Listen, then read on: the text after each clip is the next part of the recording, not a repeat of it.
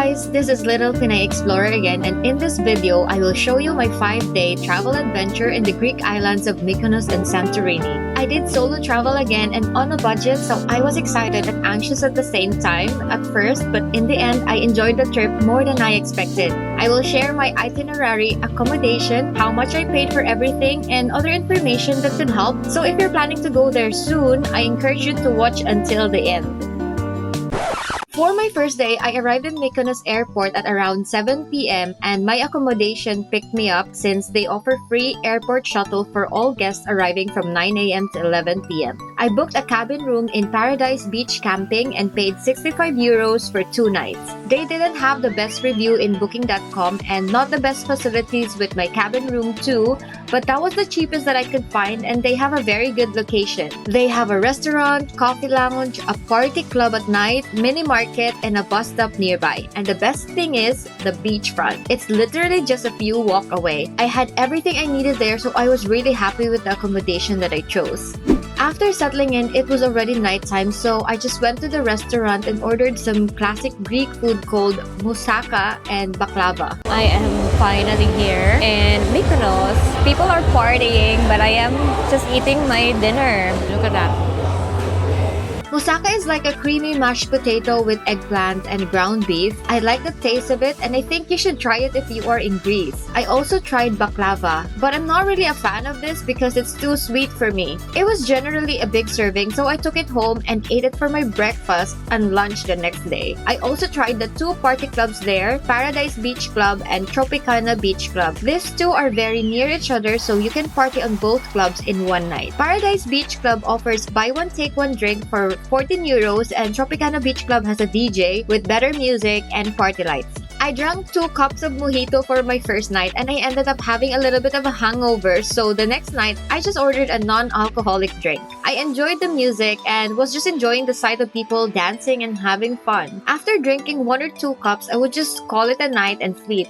For my second day, I decided to visit the windmills and Little Venice, which is located in the city center called Fabrica. The bus stop in Paradise Beach goes directly to city center for €1.80. It is scheduled to depart every 30 minutes and is operating until late during summer. There's not a lot of information about public transport in Mykonos online, but one of the staff showed me the actual schedule of the bus operating in that specific area, so it's better to contact your accommodation if you want to know how to get around Mykonos using public transportation. You can also rent a car, motorbike, or an ATV if you know how to drive, or just use a taxi if you want. Anyway, it was just 15 to 20 minutes travel time going to the city center, and walking around Little Venice was pretty enjoyable with the beautiful narrow streets and cobblestones and cute shops. The windmills is also just within this area, and these windmills were used to grind wheat back in the day, and due to modern technology, this has been replaced already and is now non-operational, but they still continue to be a symbol of Mykonos past. I went there in the morning thinking I could get some nice photos while it's not crowded yet, but it was too windy. Like literally the wind would push me. That's how strong it was. And I felt like I became a windmill myself right there.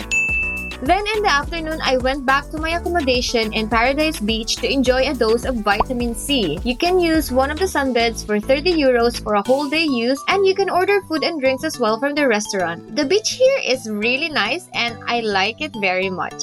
The water was clean, the sand was like a mixture of small pebbles and white sand, so it wasn't painful on the feet, and there's a space for those who doesn't want to pay for sunbeds. I got lucky. I found a free space with a bit of shade in the corner of the beach. I spent a good 2 hours time there just relaxing, a little bit of picture taking, a little bit of swimming, and just watching people enjoy the beach as well. Then after that, I went back to the main city to have dinner and wait for sunset, this time with my hair tied up and more prepared for the wind. I didn't have any dinner reservations, but I saw a lot of empty tables in this restaurant. The lady gave me the last table at the very end. It was good because the view was nice, but it was too windy, so it was a little bit challenging to eat. And also, a lot of people would sit in the side here to watch the sunset, so in the end, my view was this. Anyway, there's a lot more restaurants and a nice sunset view here in Little Venice, so I suggest you check out the other restaurants too. Just in the middle of sunset, I bailed out and went to the windmills again. I asked a guy who was standing in this exact same spot to take my photo, and I'm glad it turned out well. For my third day, I started the day with coffee by the beach before checking out from my accommodation and heading to Santorini. I booked my boat ticket online via Ferry hopper. One of the cheapest options I could find was the Powerjet SeaJet vessel, which was scheduled to depart at 12:45. I paid 63 euros and the travel duration is 2 hours and 50 minutes. If you will be doing this, make sure to know your vessel because it could be confusing sometimes, especially with SeaJet. They have Express Jet, Superjet, Powerjet, and maybe some other jet names. And make sure to know which port is your vessel going to dock to. I was actually waiting at the wrong port and I could have missed my boat if I didn't ask around. There's also this Blue Star Ferries boat, and I think that's also one of the options going to other islands from Mykonos. There was a little bit of delay with the departure of the boat, but I'm surprised how nice it was inside. There's a seat allocation for every passenger and the seat was comfortable too. You can also go up to the rooftop if you want some Titanic moments, but just secure your things as it might fly away because of the wind. After almost 3 hours in the boat at 5:20 p.m., I arrived in Atheneus Ferry port in Santorini. Just outside the port, there was a bus going to city center and I paid 2 euros. After 30 to 40 minutes travel time on the bus, I arrived in the city center and I walked 9 minutes going to my accommodation, which was in Santorini Camping and Hostel. I paid 40 euros for a bed space in an 8-bed dorm type room for 2-night stay. The facilities inside the room were not the best, but with the swimming pool outside, the location, and the price I paid, I can't really complain much. It was all worth it. There was only 3 of us during my first night, and with my second night, everyone else checked out and I had the room all to myself, so I had a very good sleep in my last night in Santorini. Anyway, after checking in my accommodation and just before sunset, I went to the city just to look around and see what's up in there. I wasn't really expecting much, but I was welcomed by the beautiful sunset of Santorini.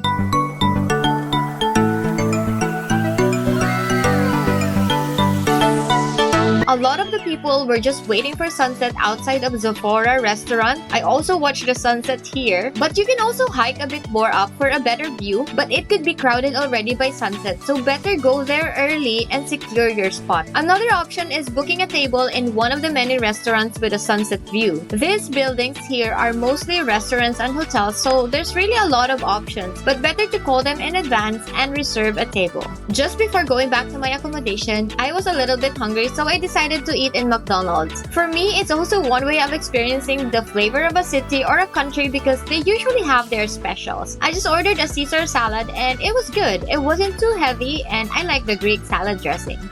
For the next day, I woke up really early so I can catch the earliest 7 a.m. bus going to Iya. A lot of people would call it Oya, but in Greece, it's actually pronounced as Iya. It's an Instagram-worthy place, so it tends to get really busy during the day, and that's why I had to go there early.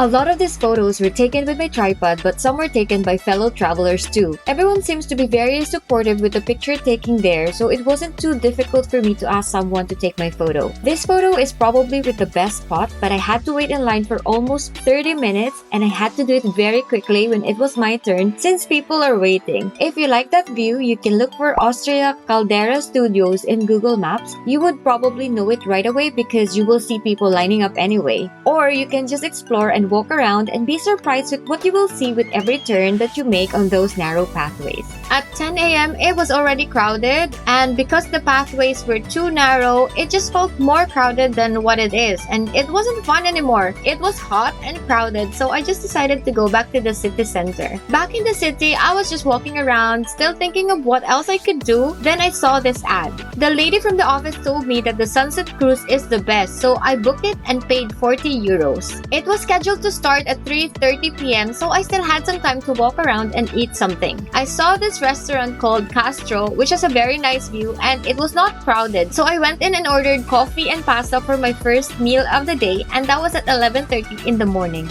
Hi guys! This is my last full day here in Santorini. Tomorrow I am flying back to London. It's already 1:42 p.m. and I'm on my way back to the center. I actually just went back to my room and did a little bit of rest for like maybe an hour because it was just too hot. Like I needed to recharge during the day. I booked a sunset cruise. I have to go there early, like 1 hour before. I have to do the stairs going down to the old port of Santorini, and it's like 20 minutes walk going down. It is very hot right now. I'm gonna visit as well the volcano. It should be fun. Before starting my journey going down to the old port, I saw a nice looking ice cream shop called Zotos. I was intrigued with this flavor lava Santorini, so I went in and ordered it. It's basically coconut flavor with a black food color. It was actually really good, but maybe because I like coconut in general, and just to let you know, your poop will be really black after this. Anyway, there are different ways of going down to the old port. You can either ride a cable car for 6 euros, or ride a donkey for 5 euros, or walk 588 steps down the zigzag stairs. I decided to walk since I still had some time, but just be aware that it could be really slippery and hot, and you'll be walking under direct sunlight for 20 to 30 minutes. You also have to watch out for the donkeys and their poops on the stairs. If you have any physical condition or elderly, I suggest you take the cable car instead. But if you have someone who will catch you when you fall, then why not walk down the stairs while holding hands? Down in the old port, they have a few cafes and shops. I still had 1 hour to spare before the sunset cruise, so I just went around and bought some souvenirs. I noticed that it was cheaper here than upstairs in the main shopping center, so I suggest you buy your souvenirs here. The shop near the entrance of the stairs was also cheaper than the other souvenir shop. And finally, our boat has arrived. It's actually a nice looking boat. I'm impressed. We first visited the volcano and paid 5 euros for the entrance fee. We had to hike up to the crater for more than 10 minutes. It wasn't a very easy hike, by the way. There was significant elevation. It was also hot. So make sure to bring your water with you, hydrate yourself, and just be ready for a little bit of exercise. Anyway, as per history many years ago, Santorini was just one big circular land, and because of the volcano erupting, it caused some land to separate, which created the islands of Santorini, Terasha, and the other small islands. It's still considered an active volcano, but there's no dramatic lava formation or anything like that, and it hasn't erupted since 1950. After the volcano tour, we went back to our boat and headed to the hot spring. They say that the water here contains sulfur, iron, manganese, and other metallic elements which are beneficial for the skin and other health conditions. Unfortunately, I am not confident to swim in an open water, so I had to stay in the boat while others enjoyed swimming in the hot spring. I just did a bit of a photo shoot in the boat while waiting.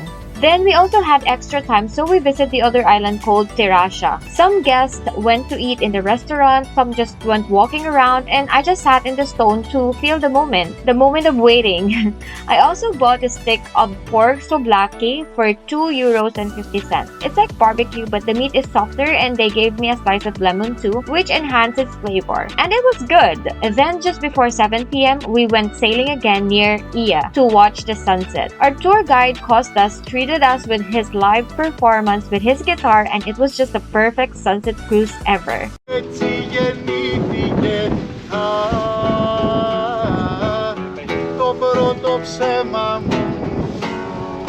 After the sunset cruise, I went back to Castro, the restaurant, and enjoyed the view of Santorini at night. My fifth day was my last day, and my flight going back to London was 5 p.m, so I still had the morning to enjoy Santorini. Before checking out, I tried to use the pool of the accommodation. If only I had more time, I would have spent more time in the pool to improve my swimming skills, but I had to check out at 11 a.m, so I had to go. I just left my luggage in the reception and went back to the center to explore a bit more and find some place to eat. I came across this restaurant with a nice view, so I just decided to eat here. I paid 26 euros for a gyros meal. It was nothing special, but because the view was nice, I still enjoyed it. The rest of the day was just eating ice cream, walking a bit, going to the airport, and flying back to London. And yes, guys, I'm back home now. Of course, what I always do with my vlogs, I always do a sit down just to tell you more information such as budget, getting around, mobile data, public transport, maybe a little bit of a story time, and everything that I can really share. Let me just tell you basic information about my trip. I went there third week of September, so it wasn't very busy actually. Like the accommodation, it wasn't full. Even the sunset cruise, it wasn't. I think September is a good time to travel. Like it's still warm and sunny, but not too much tourist. And also I stayed there for 5 days. 2 nights in Mykonos and 2 nights in Santorini. Now, let's talk about the budget. For the accommodation, I paid 105 euros for 4 nights in total. And then for the food in Mykonos, I paid 95 euros. And in Santorini, 89 euros. So it's a total of like 184 euros for 5 days. Transport was a total of 84 euros. And that's including the bus, the cable car, the ferry going to Santorini from Mykonos. I didn't use any taxi or anything like that. So it was all public transportation. For the miscellaneous, I did the sunset tour, volcano entrance, souvenirs, toilet for 1 euro. There was just once that I needed a toilet. And that was a total of 91 euros. And the grand total for this trip is 465 euros. And that's like 93 euros per day. I was hoping I could have spent less, but it could still be expensive because it's really expensive. And the accommodation I found there was the cheapest and it was really good. Like, I really like staying there. The only thing, there was one time there was this guest who was lurking around because it was like a public, like it was a shared toilet, but there's like separate compartments for male and for female, but the entrance is just the same. When I went to shower, there was this guy, I don't know what he was doing, he was just walking around, and I thought he was a cleaner. I thought he was a staff. After showering, I went out and then I saw him there. He was talking to me while I was washing my face on the basin. And I was like, "Do you work here?" And he was like, "No, I'm also a guest here. I'm also solo traveling.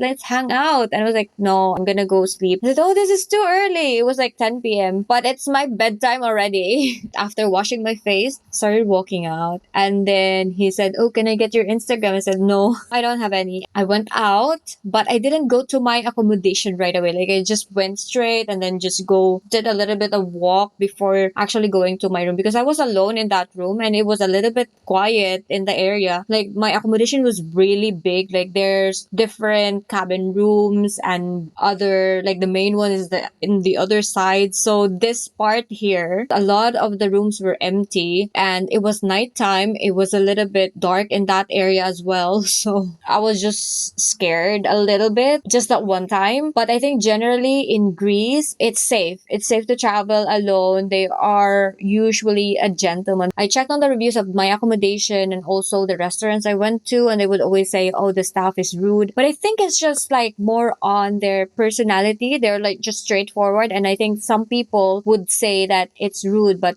sometimes a lot of these people, they do business. They're making a living out of this restaurants and accommodation. So they have to be straightforward and assertive, I think. So I just didn't find them rude. Public transport, I've noticed that they don't really, like, it doesn't show on Google Maps if you really want to go around using public transport. What I suggest is get an accommodation that has a bus stop nearby. Before booking my accommodations, I would always check the location and the reviews. If they would say that the location is good, there's a bus stop nearby or a train station nearby, I would book that. If there is a bus stop nearby, then it means that you could go to the city easier. And also, you can ask the staff for the bus schedule. But I've seen a lot of car rentals, ATV, motorcycle rentals, and you can do those if you want to be more flexible, if you're confident of driving. And then mobile data was actually good. I'm now with 3 here in the UK. When I went there, I just bought mobile data roaming and I used it there. It was actually good. Payment methods, a lot of their establishments, they would accept card payments, but I think it's important for you to have cash. I don't know. I'm not sure if the bus, they accept card. I don't think so. And also in Santorini,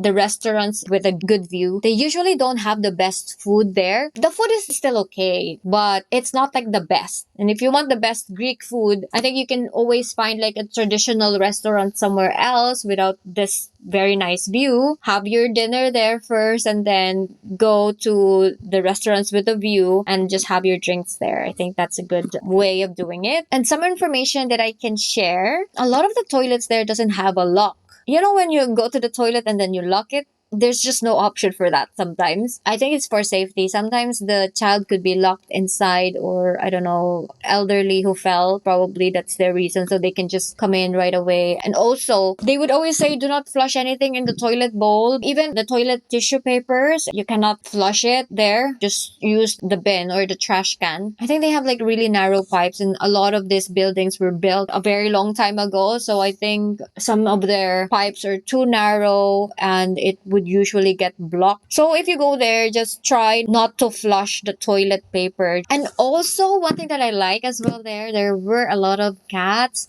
both in Mykonos and Santorini, and I love cats. And my heart, I just tried to pet a lot of these cats, and they were not avoiding it, they were liking it. And I think that's it. Thank you so much for watching until the very end. The rest of this video will just be about how I packed, what did I bring to my solo trip. So it's just a bit of an extra thing that I'm gonna be adding to this vlog. I hope you will subscribe to my channel. I'm hoping to travel a lot more next time and do the same thing and give you all the information that you need. So yeah, I hope to see you on my next vlog. Bye! I have two main bags, and then one is just a small bag for my essentials. I have my ID in here and also my cards. Okay, I'm gonna show you what I have here. I already packed my liquids because, you know, in the airport, you have to put it in one plastic bag. And this is all my electronics. I have two GoPros in here. I also have a small fan because it's gonna be probably hot. And I have my power bank here, extra phone and chargers, power bank. And what else? A small tripod. Very important for my solo trip. And it's like that. But it's not too long. So I have actually another one as well in my bag. I also have umbrella just in case. My vitamins with me, guys, because I'm just getting old. I need vitamins. And then I have some essentials here. Eye mask, band-aids, alcohol wipes, some pads as well, a foldable fan, earplugs so that I can sleep at night. A lot of the vlogs I've watched is saying that it's like really noisy, so I think that's good to have that. I'm still using this powder for my armpits because I don't use deodorant, but I just use that powder I got from the Philippines. And then I have extra food.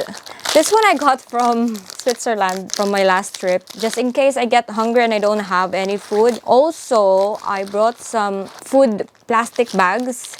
These are like my chargers. In Greece, they use, I think this is type C or F, not sure, but it's the 2-pin. I just connect it like that and I have all the USB. I also have another one like this with the USB. It's actually bulky like this. There's a lot in Amazon that is less bulky and you can always change it to what pin it is. But I don't want to be buying like a lot of things when I have something that I can use anyway. And my toothbrush, I just put it here. Also shades. Very important. That's it for my backpack. And I also have, of course, hat.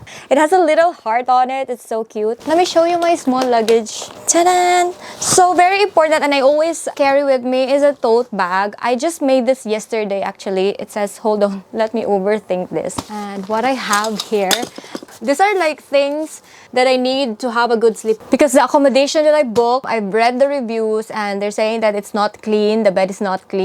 So this is actually like a picnic mat. If the bed is not clean, I'm just gonna cover it with this. I'll just use it like a bed sheet. And also, I have this cute towel, a donut shaped towel. I bought it from AliExpress again. I have my hair iron and I also have an inflatable pillow just in case if I end up again sleeping in the airport, then at least I have a pillow that I can just inflate, and then a small hair iron. And I also brought soap and shampoo bar. I think shampoo bar is good to bring with you if you are traveling. And slippers. These are just my essentials.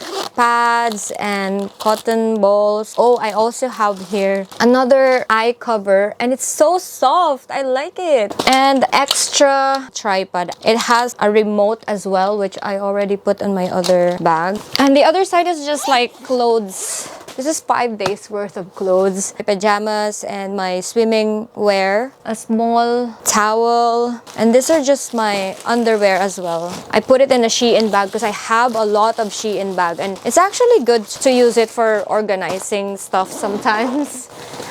Okay. Okay, that's it. I'm so excited.